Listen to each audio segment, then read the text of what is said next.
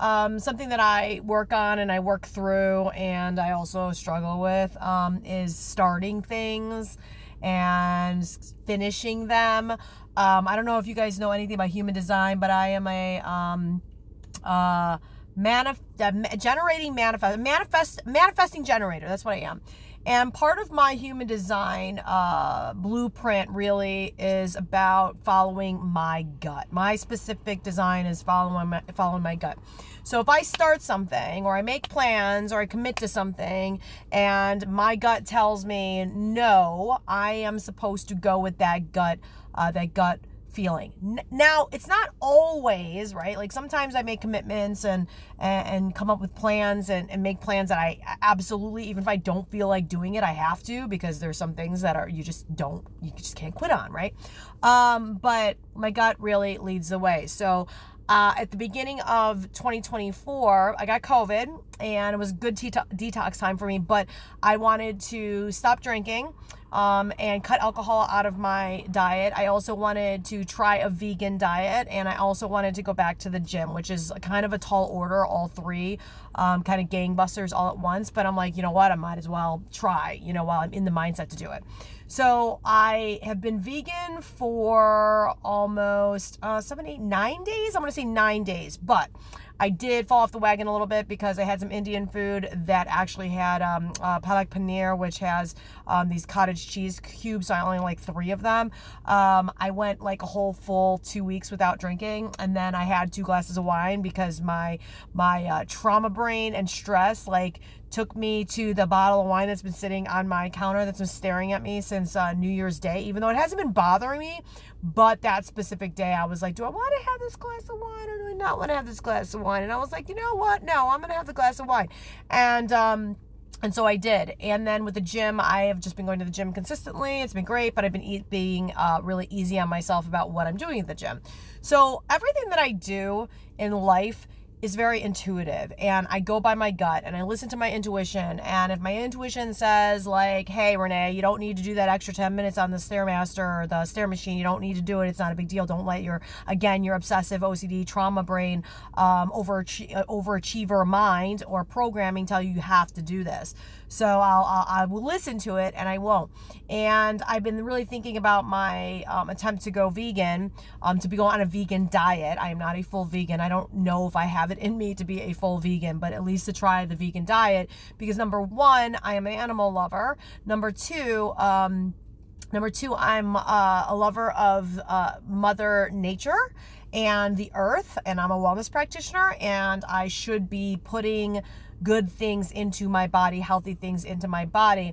And then number 3, just my overall health, because last year I really struggled and I really kind of self-medicated, and I do not have the greatest of relationships, or I'm always working with my relationship, through my relationship with food and with alcohol and with exercising, because I really struggled with an eating disorder and self-body image issues for most of my life. I would say from probably 15 years old on. So, I've been sitting with that, and I've been sort of feeling guilty about the fact that I'm like, oh, you fell off the wagon here. You had a little bit of cheese last night with dinner. And then, hey, you fell off the wagon and you were like 2 weeks in, and which is a long time for me not to have even 1 glass of anything, or a Truly or whatever it is.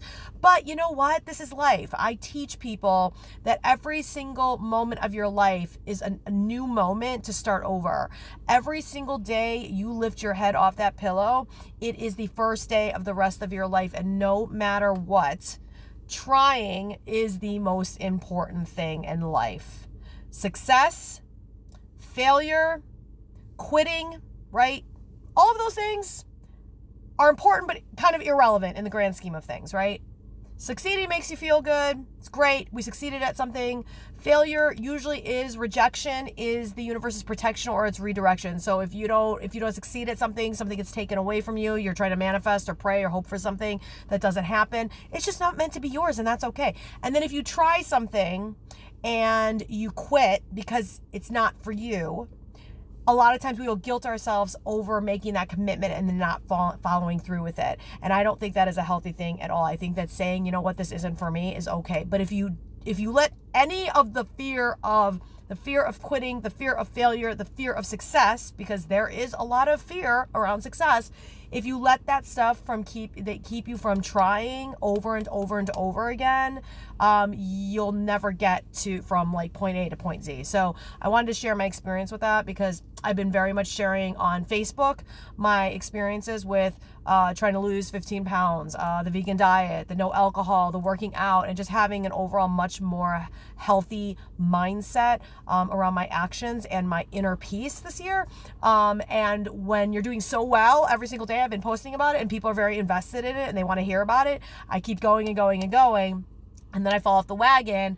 I have a little bit of shame and blame, judgment and guilt around it. And it's like, no, Renee, own that shit, because like I get paid to help people like pick themselves up and to root out all that programming that tells you you're not enough and you're bad and you should be doing this and you shouldn't be doing that. I get paid to do that. So if I'm not living that truth in my own life, then I don't deserve to be sitting on the other side of the desk across from one of my clients helping them root out their stuff. So I just wanted to share that with you. I saw a picture on Facebook, and I can't remember exactly what the quote was, but it was basically about sharing your survival story very loudly, because if someone doesn't do it, then there are people that are trying to survive, and in their survival they are dying quietly. So the people that have the ability to tell their story loudly, don't be afraid to do that. Not everybody is meant to tell their story loudly on social media or out in the world on a stage or whatever it is, and that's okay. And again, no shame, no blame, no judgment or guilt around that. Everybody has their own journey, but I know that for years I've been called to come here and share my journey, so I do. And so people who are sitting silently, suffering silently, know that they are not alone, because so often we feel isolated and we think we're the only ones with the problems and the struggles and the traumas and everything that we're going through. And I can tell you, every single day I talk to somebody new, or I talk to somebody who I've been working with for 5 years, and everybody has a lot of the same emotions, thoughts, mindset around the things that they've been going through, what they've been put through. And maybe the form and the story, the chapters don't look exactly the same, but everything that we are struggling with and we feel, how it comes out in our lives is very much the same. All right, have a great day, guys. Bye.